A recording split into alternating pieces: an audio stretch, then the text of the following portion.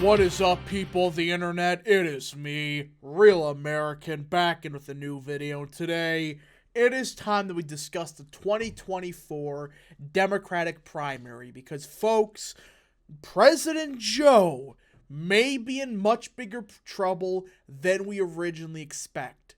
Yep, President Biden, an incumbent president, may actually have a more significant primary than we originally thought. Now, I understand that technically there are major candidates in this race because usually with an incumbent president, you don't got a major candidate. But here, there are two candidates that are considered major presidential candidates.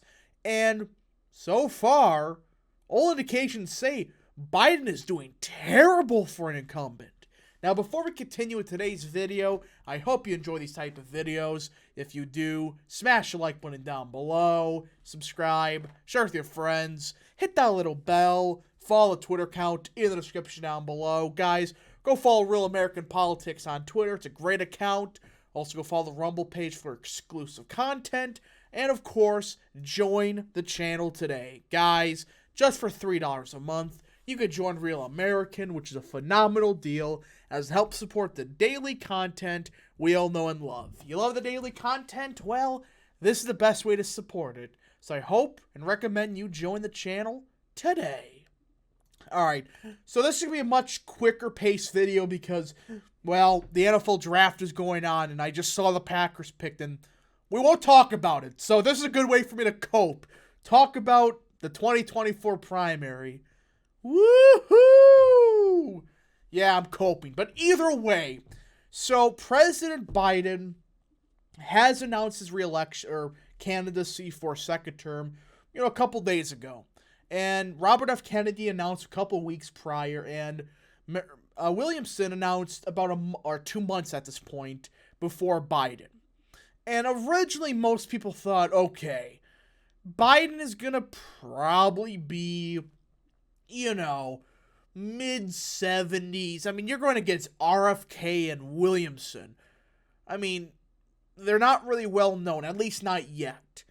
And most people are thinking RFK has zero chance because, well, his policies are outside the norm. But you scroll down here, and this is immediately when I realized, okay, there's a serious problem for Biden. This is according to the RCP. From April 21st to April 25th, Biden has averaged around 66% of the poll, of the Democrat primary, with 20% already going to RFK, with 8.5% going to Williamson, with only 5.5% undecided. This is a disaster for Biden. An absolute freaking failure. You know why? So you want an example of a unified party? Look at April 21st to 25th of 2019. All right, this is for 2019. Trump was polling, except for one. He was polling 78%, 75, 84, 81. And all the other schmucks, that Reuters poll was because Mike Pence was including at 10%. When you take only the candidates that we're going to probably run like Bill Weld, well, they were only getting 7, 8% of the vote, maybe 14%. That was when Emerson forced them to decide. Here, the anti-Biden votes almost 30% of the Democrat primary. 30%. And RFK, he's been trending upwards. Look at this. He started around 10%. And then a couple weeks later, it was 14. Then it was 19. Then it was up to 21. And Biden, his highest was, 77, but it's been trending downwards. That's not a good sign for an incumbent. Usually with incumbent presidents, they usually have a fairly easy time in the primary. They may have a couple schmucks like Bill Weld. They get like 8% in New Hampshire and drop out. Outside of that, usually the presidential candidate, the nominee, or I should say the incumbent, usually doesn't have a real challenger. But here, against essentially two no-names, Well, they're combining for over almost 30% of the vote. This is a freaking disaster happening for the Democrat Party. I should say Biden in particular. Because the last time we had a serious primary challenger for a president was 92. 1992 was the last time we had a serious challenger. And that was Pat Buchanan. And you know what? I'm curious. Let me pull up the 1992 primary. Okay, so I just quickly had to pause. So this was the last time that an incumbent president had a serious challenger. And that was with H.W. Bush going up against Pat Buchanan. Buchanan got 23% of the vote. And quite frankly, he did a large part sink H.W.'s campaign. Now, people are blaming him for it. H.W. did it himself. If he was halfway competent on economics, he would have won 92 in a landslide. I mean, people forget, Bush, the first Bush, was very popular. But then his economic policy fell apart quick, and it didn't go too well. And well, he only got 23% of the vote nationally. Yet, look what happened. H.W., a lot of Republicans voted for Perot. Large chunks of them did in fact vote for Ross Perot. And I know some people are going to say the vote split evenly. And I made a topic about this in my video about Ross Perot. But even then, there is some evidence to say that they may have leaned towards Bush at the end of the day. But the voters that stuck with Bush, they probably would have stuck with him. Either way, that's not the point. We're not doing Ross Perot Part 3 just yet. But either way, I mean, this is the last time they only got 23%. If two no-names are already almost at 30% combined, and Biden's only at 66% when H.W. was at 73%, this is historically awful numbers. We're talking about 1980 where Ted Kennedy nearly took out the incumbent. Funny, another Kennedy.